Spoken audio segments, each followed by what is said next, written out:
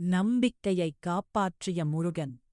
மனதைத் தொடும் கதை. தமிழ்நாட்டில் ஒரு சிறிய கிராமம். அந்த கிராமத்தில் அருண் என்ற ஒரு இளைஞன் வாழ்ந்து கொண்டுமிருந்தான். அவன் மிகவும் எளிமையானவன். பெரிய ஆசைகள் எதுவும் இல்லை. ஆனால் அவனுடைய மனதில் ஒரு பெரிய நம்பிக்கை மட்டும் இருந்தது. அது முருகன் மீது இருந்த பக்தி. ஒவ்வொரு காலையும் சூரியன் உதிக்கும் முன்பே அவன் எழுந்து விடுவான்.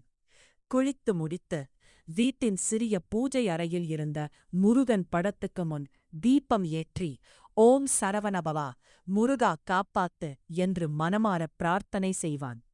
அவனுடைய வாழ்க்கை மிகவும் சாதாரணம். ஒரு சிறிய வேலை, மாத சம்பளம் போதும் போகும் அளவு. ஆனாலும் அவன் எப்போதும் ஒரு வார்த்தை சொல்லுவான்: வாழ்க்கை எப்படி இருந்தாலும் பரவாயில்லை, முருகன் என்னோட இருக்கான். ஆனால் ஒருநாள் அவன் வாழ்க்கை முழுவதும் மாறிவிட்டது.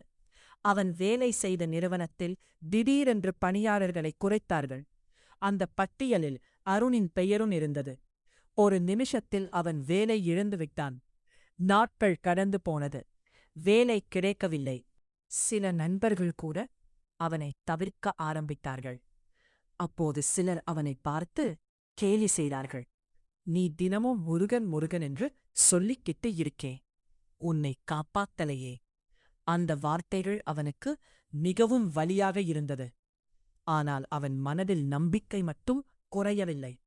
அவன் அமைதியாக ஒரு வார்த்தை சொன்னான்: முருகன் தாமதமாக வரலாம், ஆனால் தவறாமல் வருவான்.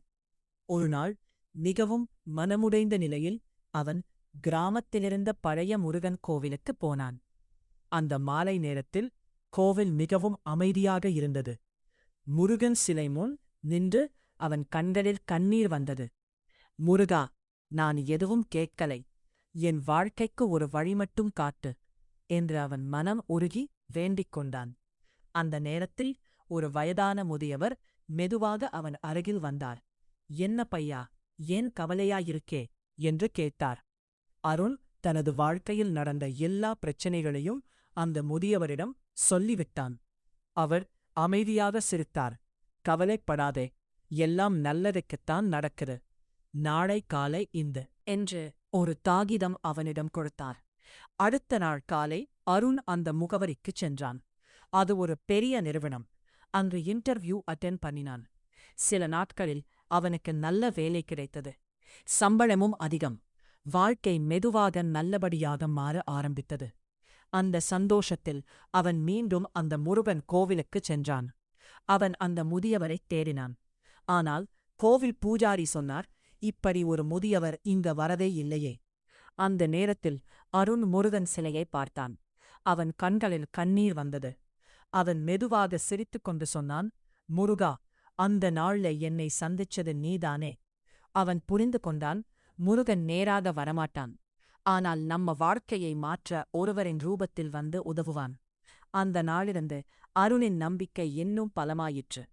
கதையின் உண்மை: முருகனை உண்மையாய் நம்பும் மனசு இருந்தால் அவன் நம்மை ஒருபோதும் கைவிடமாட்டான்.